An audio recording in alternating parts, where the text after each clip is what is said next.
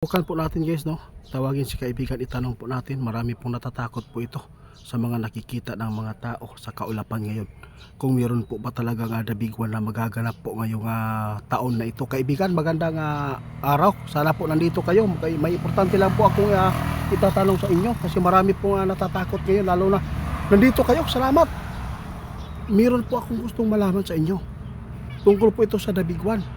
Marami pong natatakot na dahil po ay marami na pong nangyayari kakaiba po ngayon dito sa mundo ng tao.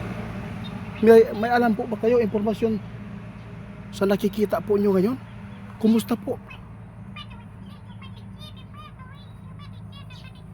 Kapag ganyan po ang mga katanungan ng mga tao, parang kinakabahan ako, lalo na nandito ka.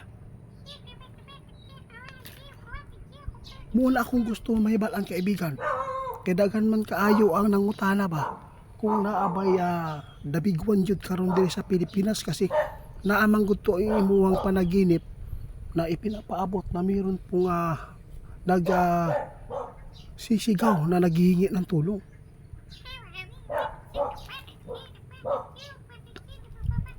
Sa tanan diha nga makadungog sa ato ang video, sa lahat po ng makapanood sa ating video, tatagalogin ko at bisayain. Tinawag natin si kaibigan para itanong, at marami po mga tao nagtatanong kasi marami na po nakakita ng mga sign na pangkaraniwan sa kaulapan. Gusto po daw nilang malaman ngayon kung wala po bang the big one. Kaibigan, sabi ng ating kaibigan, wag po daw kayong mag-alala guys, magpapatuloy pa rin ang pagpapaabot. Sa ngayon, ito po ang kanyang maipaabot muna, kaibigan.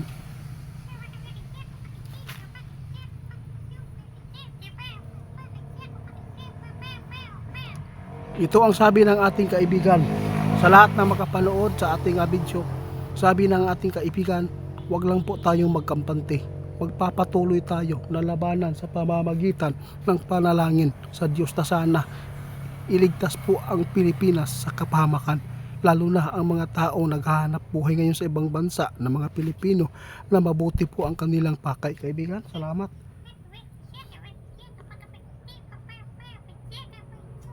Basta ang sabi ng ating kaibigan ngayon guys, walang nakikita na mga impormasyon na meron pong kadaviguan na mangyayari. Ngunit hindi po nila hawak ang panahon, kalamidad, dahil po ang Panginoon talaga ang pinakamakapangyarihan na ito ay makapagmugna ani nga mga kalamidad.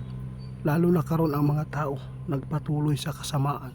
Dili gyud nato mabasol na magalit ang Panginoon. Hindi natin ma-blame ang Panginoon ngayon guys kung magbigay po siya ng mga sakuna. Kaibigan,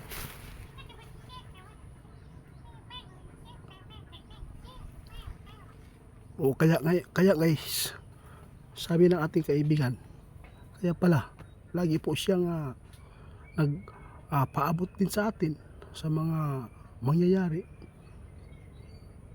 Kaya nandito siya nung tinawag natin para din po ay malaman nyo at hindi kayong magpanik.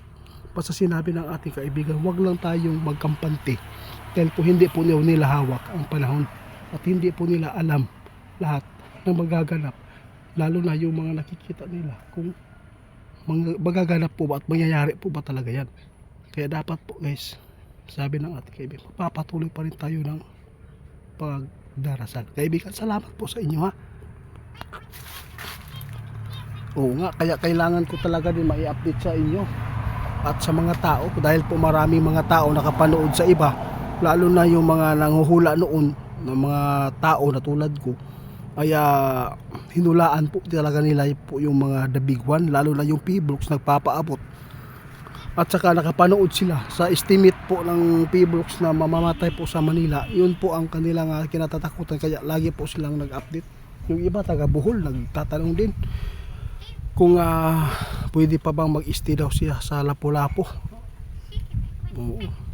Kaya hindi po tayo aware guys, na mayroon pong magaganap po ngayong taon na to, yung the big one. Basta sinabi ng ating kaibigan, hindi po nila hawak, pero kung mayroon talaga silang impormasyon, dapat po talaga nilang ipaabot para po makapag pangandam ta ba, makapag-ready tayo kung ano man po ang mangyayari.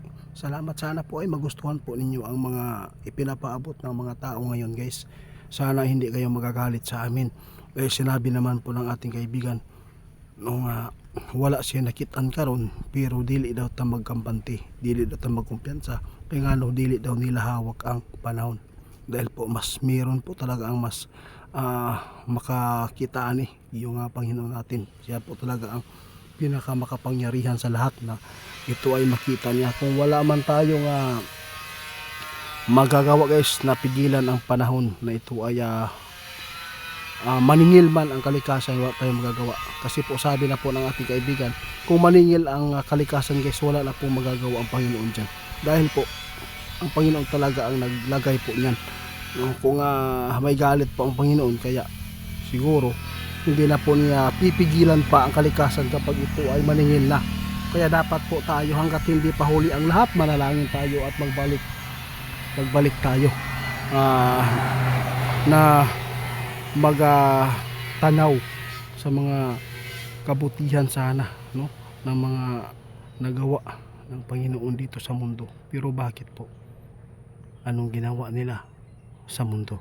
Sinira po nila. Kaibigan, napakasakit nga. Oo, totoo yan, napakasakit isipin guys. Kahit sinong ama guys, tulad natin, meron tayong pinagsisikapan, tapos sinira lang po ng anak na barongbado. Ano po ang ating mararamdaman? Ganun din po yung mararamdaman po ng Panginoon. Kaya kaibigan, hanggang dito na lang muna. Ako ay nagpapasalamat sa inyong suporta. Hanggang ngayon ay nagpapatuloy. Kahit po ay masama ang tao. Kaibigan, hanggang dito na lang muna. Sige, mag-ingat lang po tayong lahat guys, no? Sabi ng ating kaibigan, wala po siyang pagtigil sa pagtingin po sa panahon para po ay maingatan po ang mga tao. Wala man siyang magawa kung ito ay ituloy ng Panginoon na parusahan ang tao. Kaya panalangin na lang po ang ating sandata ngayon.